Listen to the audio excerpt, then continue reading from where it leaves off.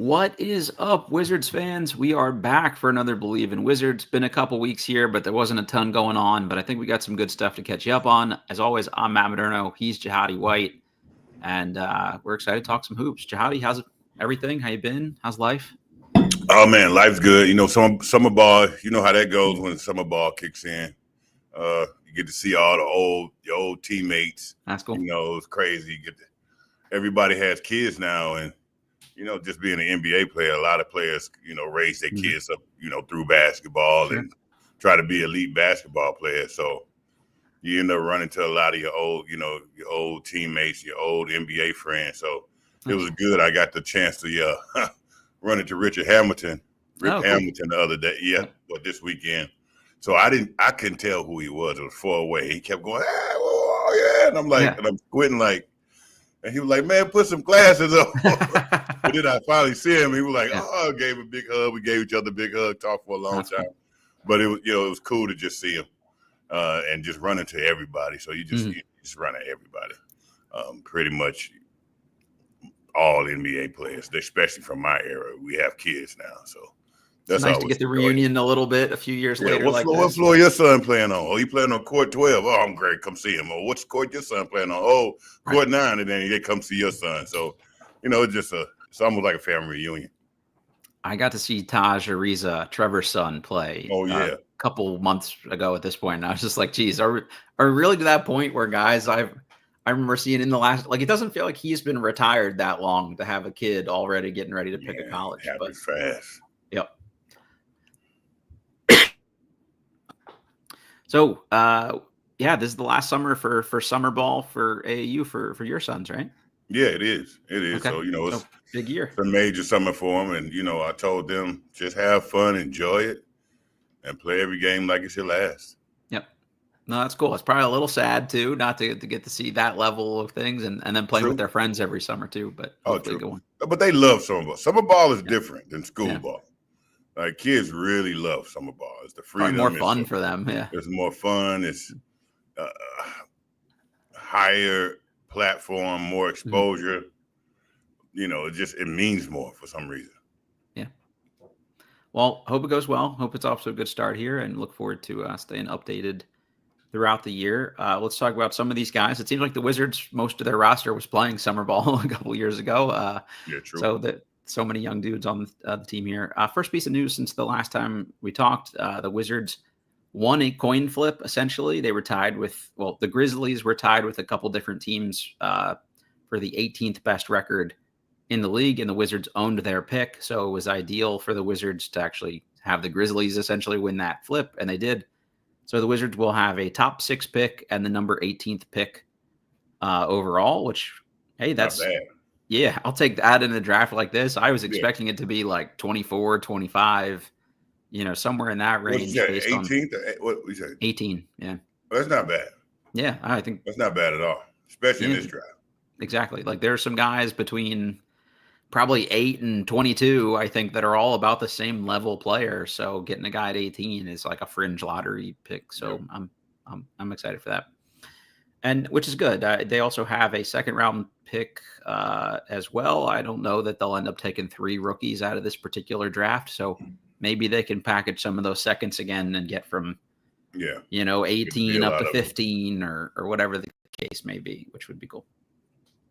Bub Carrington finished the season strong. I think the Wizards, there was some, hey, we don't want to win games kind of thing from fans, myself included, for most of the way down the stretch. But they win the last regular season game on a buzzer beater by Bub Carrington. I think that's just like a better way for them to end the year. You go into the summer with like your last memory of being on the court together is like one of your young guys winning a game like that. I don't know. I feel like that just gives you a little extra like juice headed into the offseason. But does that have any factor at all, Jahadi? Do you even remember the last play of a year like that? Yeah. If I'm Bub, that's how I want to end the season. I need that. Yeah. You want to end with that motivation. You want to end on that note exactly. Mm-hmm. And a win, you want both. That's true. I don't know how much it helps or affects the other players. Mm-hmm. But if I'm Bub to end the season on that high of a note, it's going to give me more motivation for the summer. Yeah. And especially for him, like that was the next thing I wanted to mention. He's only the 5th player in franchise history to play all 82 games of his rookie season. Earl Monroe did it. Wes Unseld did it. Mitch Kupchak did it. And Jeff Ruland did it. So that's a pretty good list of guys to be in there overall. I think a lot of really good productive players and then 2 Hall of Famers in that mix. So especially long year for him to just have the last memory of it be, a pretty good cap. I would imagine it's his first NBA game winner that I can remember. So probably one of the first big time, game winners and hopefully a career full of them. So I was just really juiced to see that. And it cost them 1 spot essentially, in the lottery order or rankings, but because they would have tied with Utah and had a chance for the first overall pick. So really all that means is they could fall. Before, the worst they could have been was 5th. Now the worst they could be is 6th. But I'm willing to take that chance because I do think it'll pay dividends for Bub in the long term here. Well, I mean, everybody's in for the Cooper Flag sweepstakes. So, every little inch does matter. You know, it just does at this point, especially for the Wizards. Yep. But does it surprise me that Bub played all 82 games this season? No. Tough dude. I think it's a surprise for a lot of people now because you don't get that often, right? Mm-hmm. That's not something that's normal before. Yep. But if you think about Bub, even for veterans, it's not normal anymore within the load management era. It's not normal for a rookie coming in. Yeah. Any rookie. Okay. But if you think about Bub, I feel like he's a product of street ball. Okay. So which means like if he wouldn't be in the NBA right now, he'd be hooping anyway. He'll be in the gym anyway. Right. No, that's a good point. And he'll be in the gym every day. Mm-hmm. So it's surprising because you don't have product of street ball anymore. A lot of products on the court of street ball because street ball don't exist like that anymore. That's a good point. But you can just tell Bub he's a product of just being in run, like going and play game, get some game in at the gym or at the park or wherever. So that's normal for him. He's durable like that. That's his normal. It's natural the way he pumped, normal way of being. So him getting 82 games don't surprise me at all because I feel like just watching him, you can just tell he's a street ball player playing in the NBA other than just being a player in the NBA. Mm-hmm. Which is really great for the Wizards and also just refreshing to see a player like that exist in the league, this current league. Yeah, we need more of that as fans. Like you can get excited and know that if you buy a ticket to a game, you're at least going to see one of the exciting young guys in Bub Carrington, which is pretty cool. I did take this note during the last broadcast, and I'm not trying to rag on him. I just thought it was funny. Like it's his job to promote, but Chris Miller was talking about how like Bub had answered all the doubts about him and all the like critics of him were talking about how, they were worried he'd never be this durable. And I was like, I do not remember, like I do a ton of pre-draft stuff. I don't remember a single person questioning Bub's durability. So I thought that was kind of funny, but it helps the narrative, I guess, to say, he overachieved or whatever the case may be. I don't know what they were saying pre-draft. Wasn't that? I know what I saw in the summer league. Okay. And when I saw Bub in the summer league, I'm like, oh, we got a hooper. Yeah. You know what I'm saying? Yep. I saw a mindset, a mentality that's not just. I saw a go get hooper. Just let me figure out how to get a bucket. I'm going. I'm a little bit reckless in a good way, not in a bad way, because real good hoopers are reckless. Yep. And so I just saw a straight hooper, like a little. Allen Iverson-esque a little bit. Throw some caution to the wind kind of thing. Throw caution to the wind, and I'm hooping. Yeah. And you could tell this is what he does. This is natural. Mm-hmm. And only time you see a player like that player grew up in the street ball. I mean, just is. Because it's no way you can build that. Mm-hmm. Right? So when I saw that in the summer league, I'm like, oh, we got one. I wasn't worried about him. even in his downtime when he had kind of dips in the game, it's that I question, okay, does he really have feel out there? Sure. But he just had to get used to it. It was a point to where he was so street ball that he was mentally just kind of going at everybody in his own head. He had to actually kind of pull back and say, let me actually play the NBA game a little more. Mm-hmm. Right. And then when he started doing that, now he has both. And he figured out that happy medium. Now he can just grow from that point. And so I never questioned Bub once I saw him in the summer league. Yeah, same. I feel like the overachiever. Yeah, but not in a way of beating out what everybody thought he wouldn't be. Right.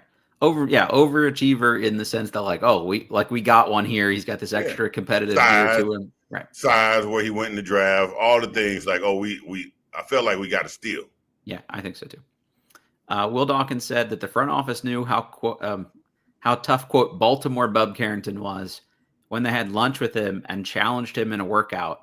And he responded to that. Dawkins said he's as tough and as resilient as any kid I've been around. And, Dawkins has drafted some good dudes. So I think that's another great thing to hear. A workout wouldn't be a workout to Bub, though. Okay. It's a war out there for him. I'm just saying, sometimes a workout is a workout. Yeah, right. Bub, he's an opportunity to hoop. It's just him hooping. Yeah. He's not going to get tired on you. Right. He's not. It's another Tuesday. Yeah. It's another Tuesday for him. Yeah. That's the most exciting thing about him. Like, you can nitpick the getting to the rim or, like the lateral, like whatever you want to do. But ultimately, I'll take a guy that, you need some of that competitiveness. And the other guy here that, okay. I was just going to say the other guy here that brings the competitiveness that they sorely lack, I think, in certain other spots on the roster is Marcus Smart. They had a lot of good media day quotes about him and his value. And it's all the stuff we've been talking about down the stretch here of just, he's more valuable to the organization than whatever they could trade him for in the short term. And he says that he and Alex Sarr are working on Sarr's mentality on the floor. He said, quote, once he fully embraces how special he can be, and when he puts his mind to it, he can be a great defender.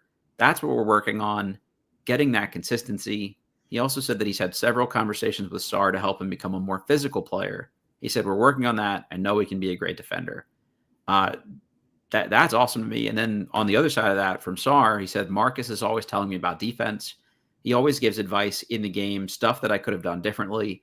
I'm just really listening. He has a lot of that experience, so I'm just learning from him and listening to what he's got to say.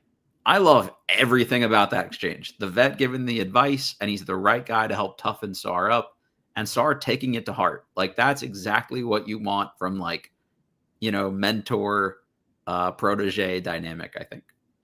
Oh, absolutely. So I'm more excited about the defensive part than the offensive part. Sure. Same. Reason being, don't get me wrong, you're not making it in the NBA if you can't score. Right? Yep. So I'm sure the offensive part he's passing on to Sarr is some great gems, right? Mm-hmm. But the defensive part with Marcus Smart and just how he understands and reads, how he breaks down opportunities in defense is a science, right? Mm-hmm. I was watching a video one time of him talking, and I actually was telling my son something. He was like, you know why I get so many steals? Because when somebody has to put the ball down and dribble, the ball only can come up. It has to do what? Come back up. Come back up at some point, yeah. He said, so I'm not trying to steal the ball on the way down. I'm putting my hand under the hand that is coming back to. Smart. So once it dribbles, so it sounds simple. No, but not people play that way. It's you just swipe at the ball. But to actually analyze it and figure out, okay, the ball has to come back up. Okay, as long as my hand is under the hand that is coming back to, I'm getting the ball. Right. I'm also taking note of this, by the way, for my own game right now. Exactly. See what I'm saying? So that was just one gem. And it's priceless to a person who really plays a strong defender. That gem is priceless. And think about, it's not, hey, you got to move your feet, slide, and be there. It's not some rope, let's be on a rope team shit. Right. It's literally the nuances of the small nuances of the game that helps one individual see things and how to. It's like information that if Gary Payton was there, what do you give you? Like information that Gary Payton gave Kobe. It's those a lot of those small pieces that makes you 10 times more effective. Yep. It's not the big things, it's small things, right?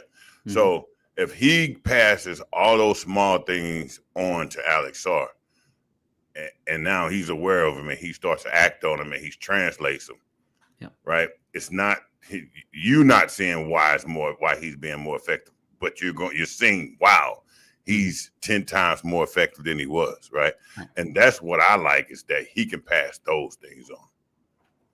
I think anybody that's played, honestly, I mean, it's more so in the NBA, but if you've played at any level, you've played that older guy that you're like, how is this guy doing this shit?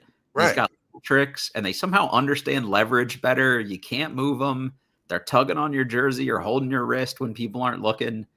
And like, if you can kind of like jump ahead in the learning curve process by being next to a guy like that, that's invaluable. And especially if he can kind of, that's the difference in the NBA, though, Matt. Like, that's what I had to learn.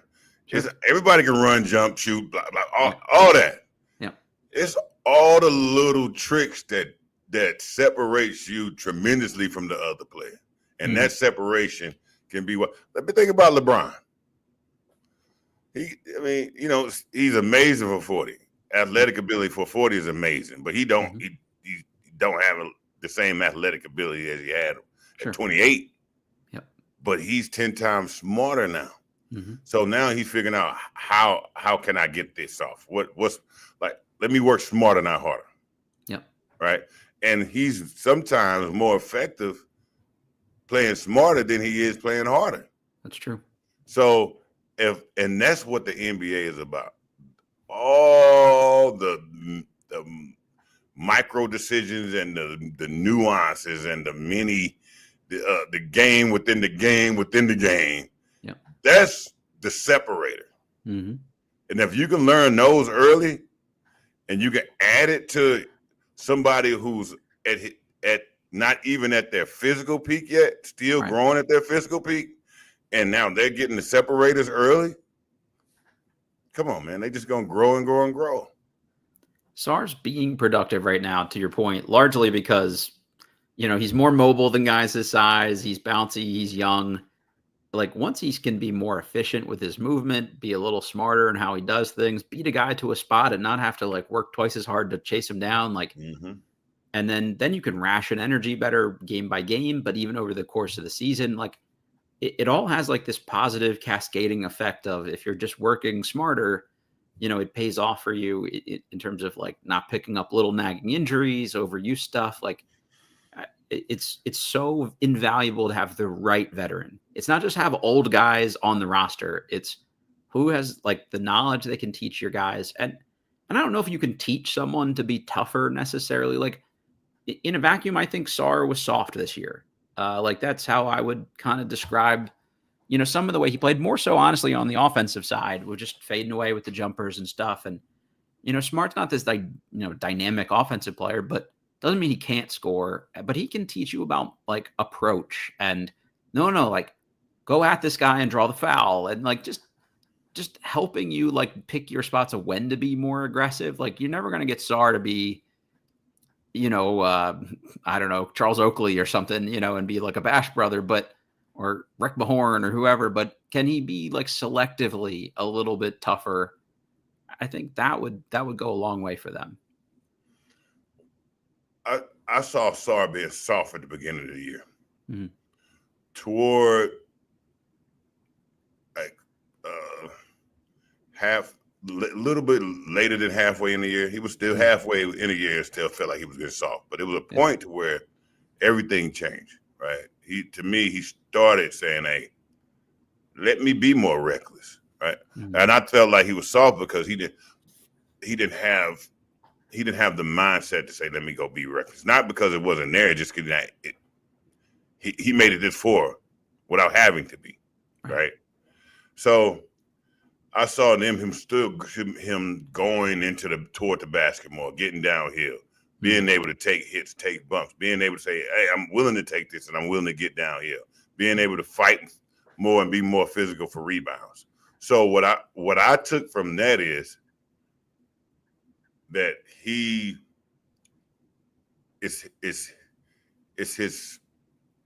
he's mentally open to it, right? Because sometimes it's like, are you physically able to do it? Sure.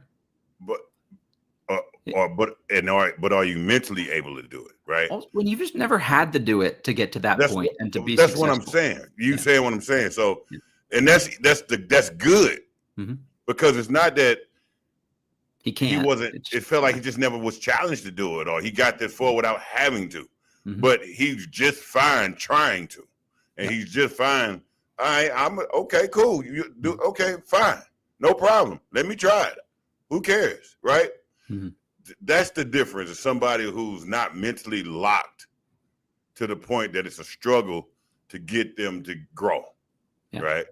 And so that's what I liked is that once they say, hey, look, in the end of the day, we all judge a player off what his body tells us he's supposed to be doing. Sure. Yeah. Are you achieving, underachieving, all that kind of stuff based on your skill, your tool set? Well, your body tells me what you're supposed to be doing. If I come to your team and you're a GM, and the first day I get the ball and I bring it up the floor and start pointing and saying, hey, go here, cut here, go there, and I'm start facilitating and shooting threes and I'm good at it, right? Then I have 3 bad games in a row. What are you gonna tell me to do? Get your ass in the post and get some boards. And why? Because my body say that's right. Yeah, that's you're what you're supposed to be doing, right? That's you find if I'm doing what I'm supposed to be doing, and add to working. Right? But if I'm doing something else, like in the end of the day, get your ass in the post.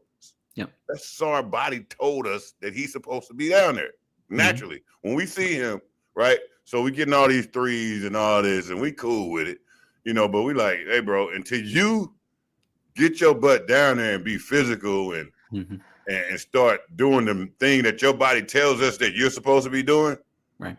We're going to feel cheated. Yeah, that's a good point. Right? So now he's doing both. He's starting to do both. He's getting more physical. He's, like you say, he was soft. You called him soft because he wasn't doing what his body told us it naturally does. Right? So my thing is, the thing I'm proud of, I'm happy of to see is he's easily willing to go ahead and accept that extra role of what his body's supposed to do. And toward the end of the year, you started seeing him being more expansive in this game, being more physical, driving to the hole, getting more rolling rebounds, more in the pick and roll, rolling a lot more, dunking a lot more. What we say, oh, that's now you're doing what we see you as. Now, not only that, you also expanded your game because now we okay you taking those threes as well. Sure. Yeah, I think the most successful modern big men are the ones who can do big man things and guard things. And now we're seeing him do the guard things, which is cool, but you also still have to do the big man things. So I would like there to be a big on the bench to impart some of those messages, because you can tell me this better than I can, but I would imagine some of the nuances and tricks that Marcus Smart knows as a guard aren't the full complement of things you would want a veteran big to be able to convey also. Like, you learn different things as a big man than maybe a Smart has learned on the perimeter. Well, I think Smart had to be careful of what he's teaching them, because Smart can't give him the entire exactly guide to guarding. Right. It's not how you guard Joel Embiid. Good luck. Right, because not I'm going to fit him. Like, yeah, the things that you're going to use against Steph Curry won't work for Alex Sarr. Right. Right. So he's going to guard 1 through 5, but in the end of the day, he's going to have to be able to contain a 1 to 3, but he's going to have to be able to stop a 4 and a 5. Exactly. In the end of the day, we want to see him stop 4s and 5s. Right. So, or is the information that Marcus Smart is giving him has to be effective for 4 and 5s because the one that I was telling you about where the steal, where it's go back that he don't need that one. Yeah, he's not getting that as much. He's not getting that one. He don't need that one. So make sure we give him the right chapter. That's all I'm saying.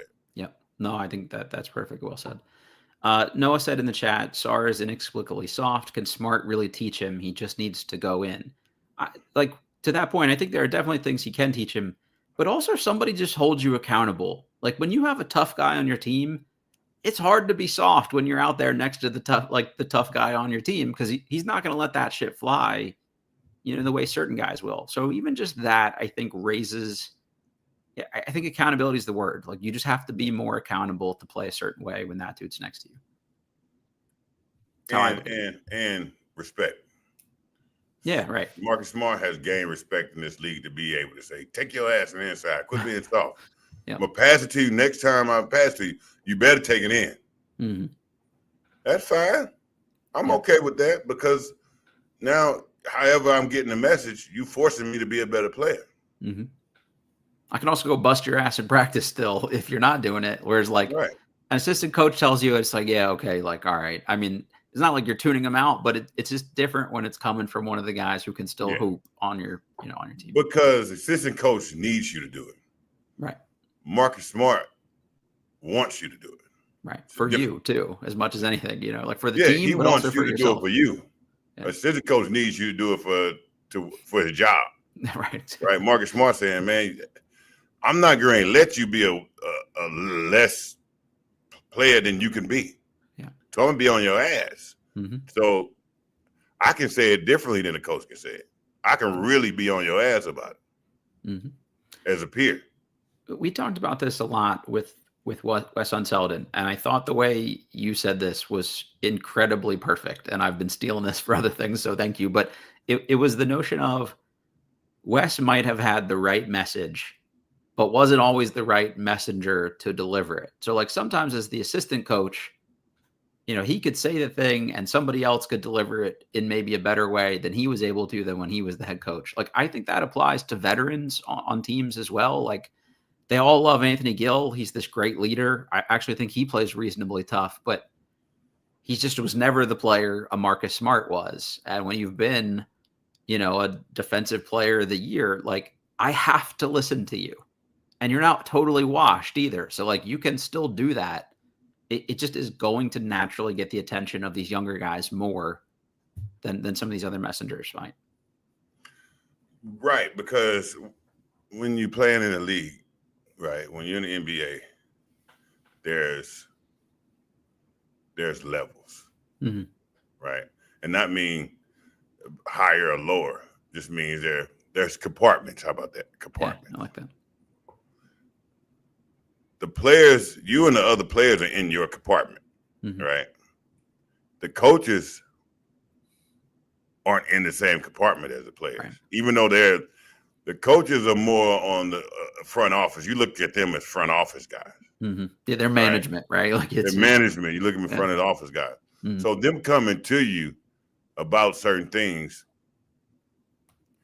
it's not a lack of respect or nothing, but you're just like, oh, that's a coach. So, but when you're dealing with the same guys in the same compartment as you and they on your ass and telling you something, or that information just hits completely different, right? Yeah. Right. And that's sometimes like when we played with Jordan, right, that year. And he was upstairs, but he was with us, right? But we knew. So it was always a weird dynamic because you're like, I don't know if you're upstairs guy today. Yep. Or you which hat do you have on? Yeah, which hat do you have on? Yeah. Right, and it's completely different hats. Right, so now it's like, oh, can I talk to him about this? Or he'll talk to me about this, and I'm like, oh, that is a good conversation, and it's real, and it's personal. But how personal can I get in this conversation? He also might trade me if I say the wrong thing. So like everything was that way, Yeah. So, that's the separation. Yeah. And that's why tough information coming from a player, a teammate, especially an experienced teammate, a veteran, is invaluable. if you can get a first round pick for him, you entertain the conversation. But if somebody comes in there like, hey, we'll give you 3 second round picks for Marcus Smart, I would literally just hang up the phone as I'm laughing, because that's not the same level of value. Like, he's just got intrinsic value that you can't just immediately replace. You give him Marcus Smart a veteran's minimum with a guarantee of probably maybe, hey, we'd sign you another 2 years veteran minimum guarantee, then we'll do it under the handshake under the table. You getting your ass on the staff. On the staff, right? That's the thing. Here's your long-term future. When you're ready, he's still got plenty of years left in the tank. Like, but yeah, you want to be able to transition a guy like that to Like, he needs to know out the gate. Yeah, he has an opportunity. Part of a bigger plan for you here. If you hang around. Yeah. Then it's more, because in the end of the day, like Marcus Smart, last name Smart, he's smart too. Like, he knows what, sometimes players are unrealistic, sometimes they aren't, but I don't think he is. He knows, okay, I got to start preparing for the next phase of this. Yeah. You mentioned that tip about Poole with how to get, or with Smart about how to get steals and not applying to Sarr as much, but it does apply to somebody like Jordan Poole. And in the exit interviews, Poole echoed all the same things we're saying. He said, I'm a big fan of Marcus. It was fun to have him teach me how to guard, as opposed to having, him guard me the whole game, or vice versa. So, like, that's the guy where, like, and we saw it early in the year where, like, Poole was, like, very engaged, at least active defensively. Like, maybe not the most disciplined, but he was getting his hands on balls and being disruptive. And I feel like that trailed off, but longer term, it's harder to trail off when you're going to have a guy like Smart, potentially in the starting lineup with you next year and things like that. Yeah, absolutely. And with Smart and Poole, to me, it's about how much Poole is willing to let his walls down and be able to process. How hungry he is for every bit of information that Smart's give him instead of droplets. I don't feel like Smart can really help Poole with droplets. It has to really be a full-on Poole project. Yeah. Right. I think if the team lets or forces, look, this has to be a Poole project. Then you'll get a 10 times better Poole, because the things Marcus Smart, because in the end of the day, we need Poole to be a better defender. Yeah. Right. A much better defender. You have Marcus Smart right there. To me, that's why you bring Marcus Smart on in the first place. Right. So now Poole has to fully embrace and be 100% in on this project of him helping, Marcus Smart, not only helping him, teaching him accountability. Like, he has to take on the entire Marcus Smart program, to me. If that's the case, then we'll get a much better Poole. If Poole is not completely 100% embracing that, then I just feel like he's doing himself a disservice, and it's a disservice to the entire organization at that point, because that's the one that's completely much more needed than anything. Yeah, it's a disservice to himself, it's a disservice to his teammates, to the organization. And the thing I think I need to try to remind myself of with Poole, like, he was so good at a young age getting to this point that I just sort of, like, he's a finished product. And when he's not consistently at the same level every time, I give him a hard time, but he's still a 25-year-old. Like, his best basketball has yet to take place. And true. And he's not some finished product. And like you said, if he will buy in, and by all accounts, he's a coachable guy, and he's willing to listen, and he's open-minded to new information. That's fine. But at a certain level in the NBA, you see your names, you're the leader of the team, you're the face of the Wizards. It's hard to not feel like you arrived. Right. No, that's fair. You know what I'm saying? And that's my only concern with the Marcus Smart Poole helping thing is, how much has Marcus Smart felt like he's arrived, or how much he feel like he still has to go to get there. Right. If he understands that I got a long way to go, especially on the defensive end. Right. Right. he will adopt everything that Marcus Smart is. He'd be open to adopting everything, and that's going to be just pretty much on the arrived or haven't arrived mindset. Yeah, that's a great point. Speaking of Poole, he said it's a big part of my character to work hard. He said, but it's been great to bring in young guys who observe him and want to learn from him, and just sort of the vibe from him was like, I want to be a good role model for these guys, so it also drives me to be more locked in on some things. So, if that's all true, like that's great to hear as well. That he's gonna be locked in. He said the young guys have open ears. I'm just glad I have the opportunity to teach them as being the leader of the franchise. So that goes to your point, but he also needs to be receptive equally, from his older veterans too. So I hope that he gets the need for it to be a two-way street there. Yeah, I mean, Poole is a great talent. Yeah, he's a great talent, and yeah, you need your top talent to be a leader. Mm-hmm. I just feel like he has to still learn a lot before he can start leading the troops. Yeah. And I hate to say this, I don't want him to get in the leader mindset too fast. Okay. Because it's tough to be a leader and a learner. That's fair. You know what I'm saying? And I think Poole's he's still young, and he's more in the learning mindset and process. And that, from my perspective, when I'm watching, he still has a lot of information that he can take in. That's fair. And it's tough to, the more you know, sometimes the more you know, the more you realize you don't know. But sometimes the more you know, the more you realize, the more you feel like you don't need to know anymore. The more you think you know everything. Yeah. Right. So I'm hoping with that statement of him leading which he has to, he's a vet, that he doesn't, to me, he's still on the side of learning and more of leading. Right. Yeah. So that's why that statement kind of, don't be the positive example. Like be someone they can look at and be like, oh, okay, that's a good role model for me to follow. From learning. Yeah. And if there are little tricks, hey, Bub, I do this to get open, like that's all good stuff too. But the my team, my guys kind of thing from the 25-year-old. I don't feel like he's there. Yeah, it falls a little flat, I think, for some of those guys too. Maybe not the really young guys, but the other guys in the team are probably like, that's just ego. And Chris Middleton is probably looking at him like, okay, that's ego. And I don't think he reached the point to the status of that point of that yet. Yeah, that's fair. He talked about Coulibaly. He said Coulibaly is a young up-and-coming star in this league. He said they will have some battles this summer. They're going to be working out together and think they can help each other a lot, which growing and learning together, I think, is a good thing to hear. And he said he wants to train against the top NBA defender, and Bilal wants to learn how to guard the best scorers.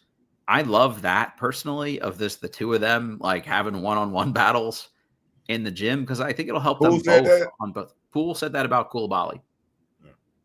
That I like, because I remember once Larry and I when we had Gilbert Arenas on the pod, Gilbert said like repeatedly, the single best thing for him to get to where he got was like one-on-ones with Larry. If I can do this and score on him and address these counters, okay, I can do this on anybody in the league. And same for Jordan. If you can score over Bilal, over and over again all summer, great.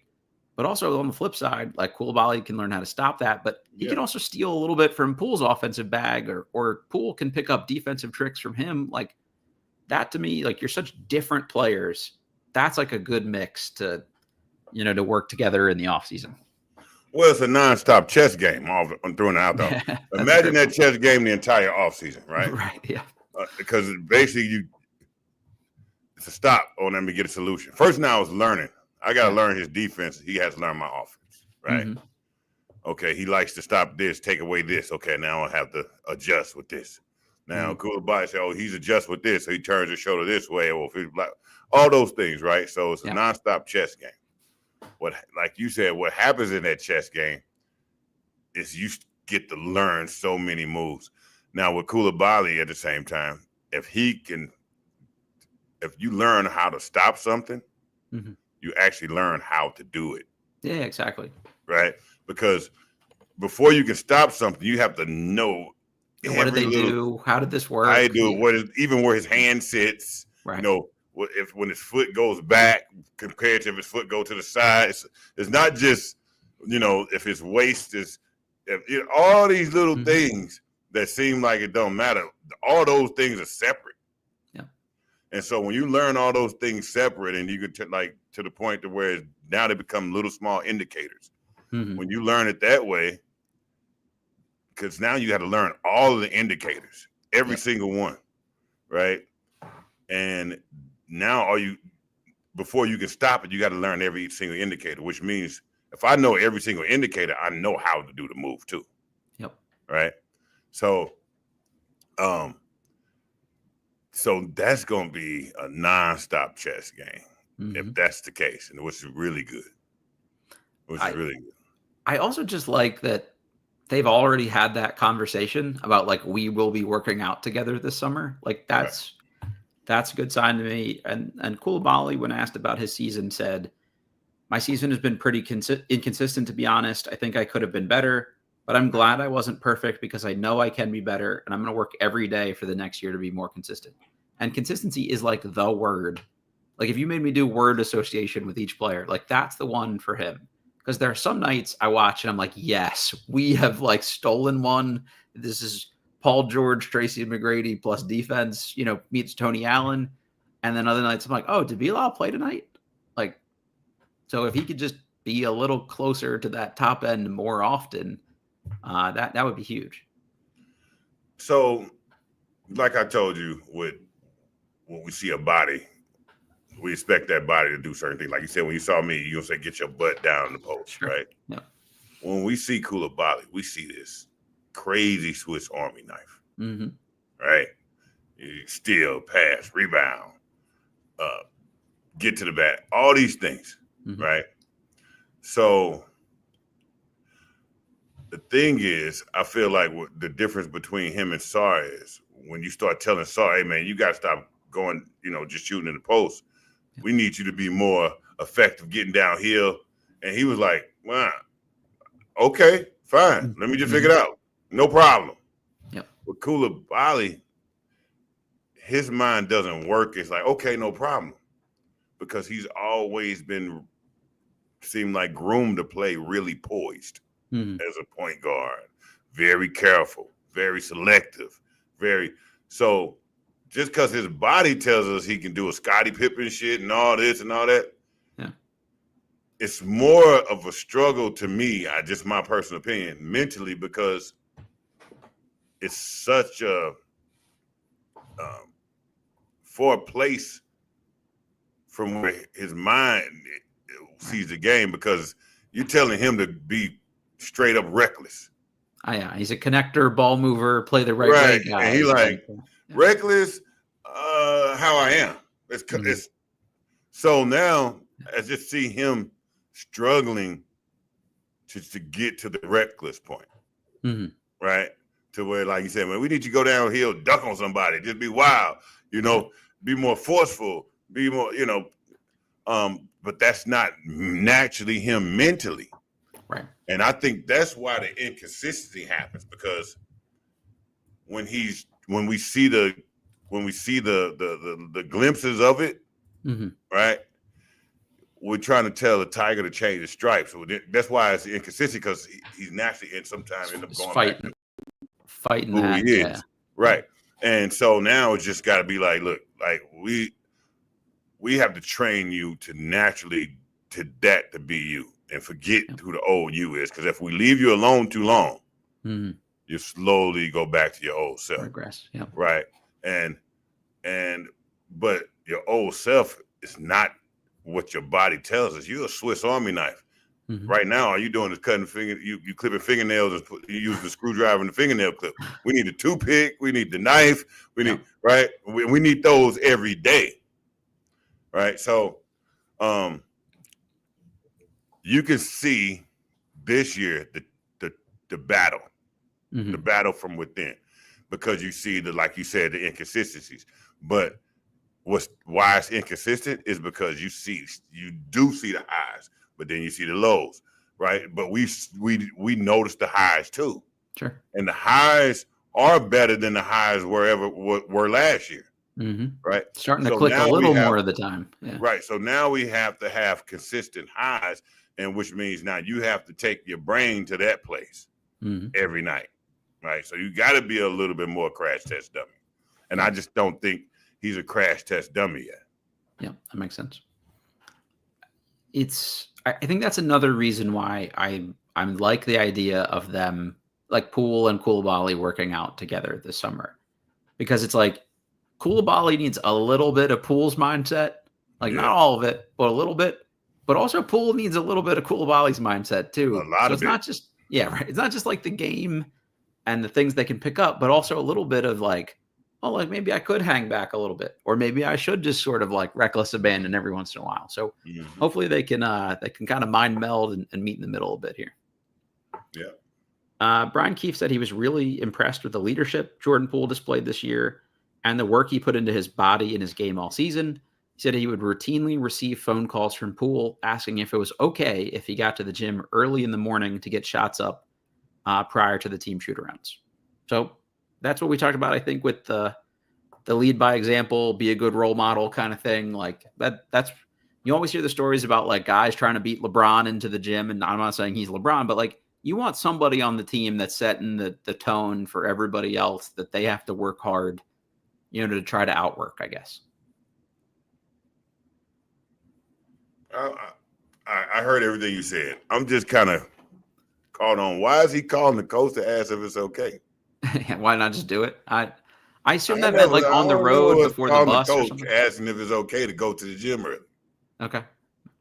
Now I understand he said team shoot-arounds. Yeah, I think that's what it was. Like maybe on the road, before the first bus heads over. Can I go do this? I've seen people go to the gym. They want to go to the gym. They never asking for permission. Yeah, give me a trainer. Give me a ball boy. Be there at this time. This is when I'm going to the gym.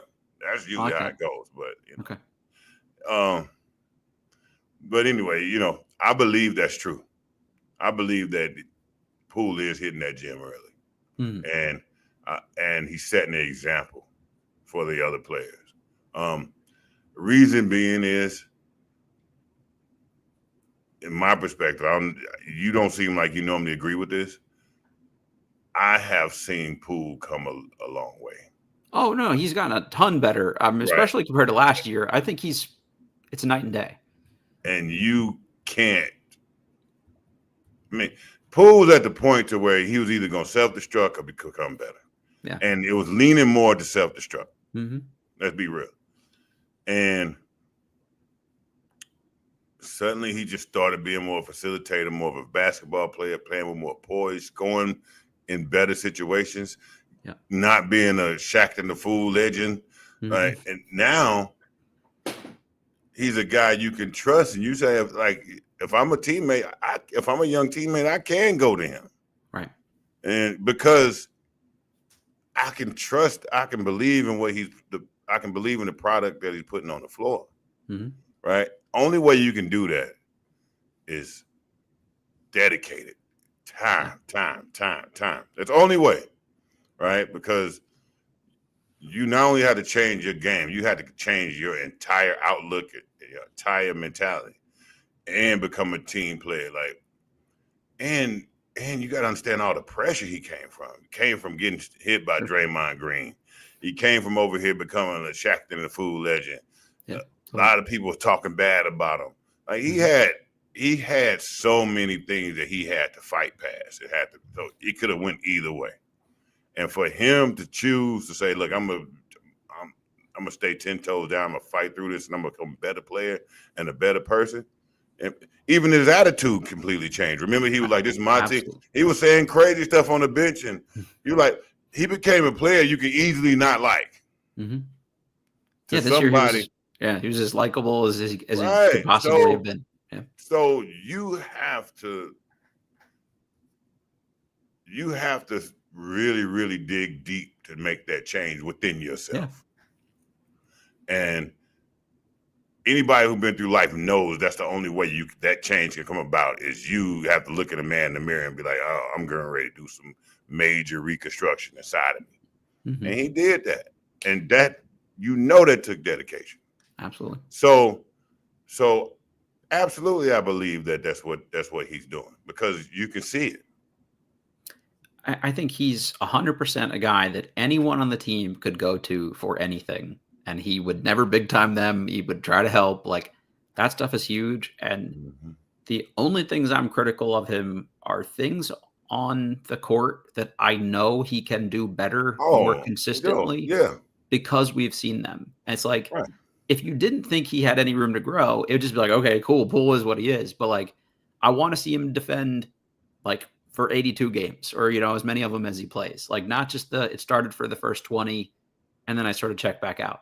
I want to see him distribute the ball, more evenly because he can do that.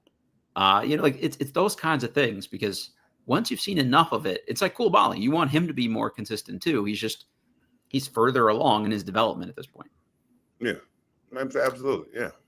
Yeah. So Keefe also said when you walk in that gym every day, there was an energy level, a thirst to get better, to want to be coached. I'm really thankful for that, for the group for that. It was in those tougher moments that we bonded together and didn't break. As the coach, he has to say that, like it's coach speak, and you can't not say, we like for a young team, like that's his job as like the development coach, I think. But I also just believe it with this group, like, and I do think Poole is a tone setter for that kind of stuff too. I just believe we have guys that's dedicated to getting better. You can watch it, right? So, I hate to say it, but the only guy that to me that was on the team that probably wasn't dedicated to getting better, I think because he was at the point to where like he'd been through so much, won championships, was Kuzma, right? Yeah. I don't think you were going to ever get a better Kuzma. They were just in different places, Right. Right. But now these guys, you see an upside in all of them. Right. I mean, Kyshawn George, you see a big upside of him. Coulibaly, definitely a big upside. Sarr, big upside. Bub Carrington, I don't want to say this the wrong way. I don't see an upside. I see a better Bub Carrington come along. Sure. And the reason I don't want to say an upside because I think he's got to just become more of to me, he's a Gary Payton type. You don't change drastically from what you're doing. Just get better at all the things. Just get better at it. The other guys, their canvas, it's like if the painter had the best canvas he can paint on, right? Like, I want that nylon with the 7 thread, blah, blah, blah. Make the paint do this and that. We have that canvas. Yeah. These guys are that canvas, right?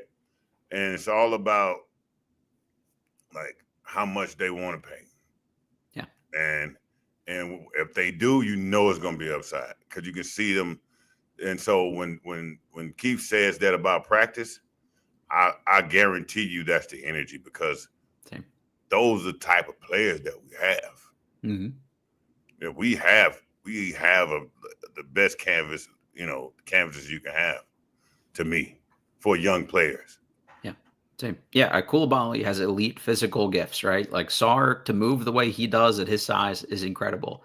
Kyshawn, like the fluidity with he moves for a guy that's 6'8" is incredible. AJ Johnson is maybe the most athletic guy of the group. It's just, can we teach him to play enough basketball to utilize it?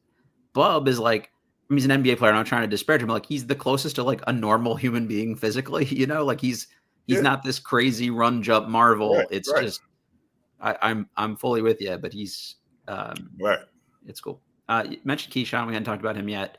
He said that the biggest step he took this season was with his confidence and just being more observant, which I love the observance piece. And the confidence one was just obvious.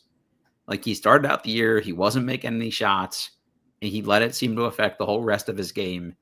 But like, once a few more shots started going in, we saw him lock in on defense more. Like, he was grabbing and going and trying to push the break, and there were less turnovers because you could see he wasn't like overthinking things as much. And just, That was awesome. He said he was proud of his processing, understanding, and studying of the game.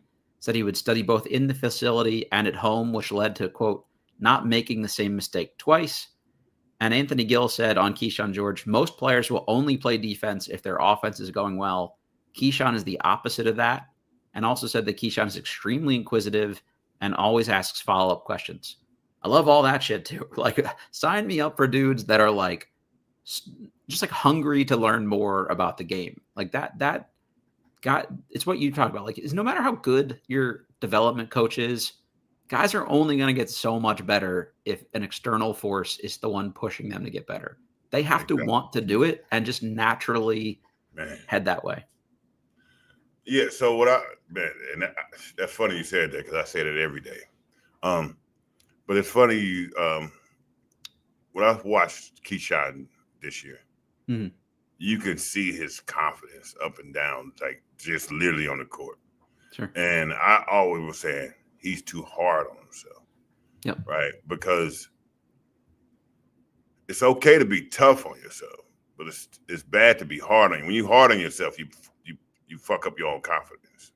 Like, you mess up your own confidence, right? Because you play with your confidence. If you're tough on yourself, you setting guidelines, right? You setting, so, and then that doesn't mess up your confidence as much. So I could see, but that's also why it's the same thing as why he's really, really harbors on his mistakes. Don't want to make the same mistake twice. Let me stop this, because he's concerned about making mistakes. Yep. Right. Which helps him to prevent the mistakes and learn. But to me, he can't be so worried about his mistakes or have his confidence attached to if shots go in or not. Right. Just go hoop. Right. Yeah. You got to go hoop. And I think once he can get to that point where everything is not attached to him disbelieving or him believing. Right. And I think that's his biggest struggle. Like, you got to detach that. Confidence has to be there no matter what. Quit attaching it to everything. Yep. Right. Because in the end of the day, every time you release a ball, you got a 50-50 chance of making it or missing, you know? And so, but once I seen him more detaches, well, I felt like his confidence coming from him understanding he's not going to make as many mistakes. Yeah. Right. And so I think defense is really, really prideful for him. It's really something he stand on. But he just got to go out there and play ball, have fun. Sure. And he has to be a savant.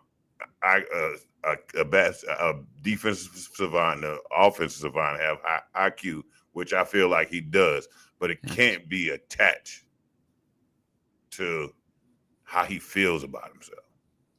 And I think once he separates that two, he'll be fine. When you see yourself like contribute in a positive way, even if it's getting a steal or getting a block or a nice rotation, it probably has like a, that snowball effect to the offensive end too. Like, it's the same way like guys will let not making shots impact their defense, which I do think he did early in the year, despite what Gil said. But the opposite of that is true too. Like, when you make a play, it's like, oh, I got a little swag now that I've got the ball too. Everybody does. Yeah, exactly. I mean, it's natural. Everybody does. But it's not how high you get. Yeah. It's how low you let yourself get. Because basketball is all highs and lows. Sure. And that's just stay even. Don't get too high, don't get too low. And if you maintain that even space, then you can always be effective. If you get too high sometimes, the drop is tougher. If you get too low sometimes, it's hard to get up. And I think that's just, he has to make sure he don't get too high, don't get too low, and just go out there and play his ass off. Yeah, I'm with you. Last rookie we talk about real quickly, and then we'll get out of here. We talked a decent amount about AJ Johnson a couple weeks ago. I just want to circle back on the way Tristan Vukcevic finished the season. And it's a little hard to read too much into March ball. Like, I wondered if maybe we inflated how he ended last season, but he was really good down the stretch here again. And I'd kind of written him off toward the end here, but it was enough of a sample size for me where, like, the things I wrote off about him where I was just like, he's too slow to ever, be a major contributor in like a postseason game because someone will pick on him. But he looked a little more spry, and same kind of thing for him too. I think maybe he started making a few more shots. He put in a little more effort in on defense. At least trying on that end is enough for him. And when you are a smart guy with good feel for the game, like, you can make up for some of the limited physical stuff by just being in the right place. And I felt like he was doing more of that down the stretch here too. So I'm more excited for him next season than I would have been if you'd asked me about him, in early March or something like that. I feel like he keeps showing us gems at the end of the season.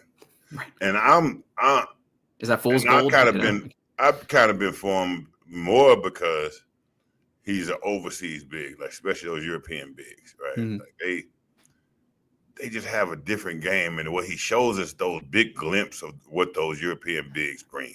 Right.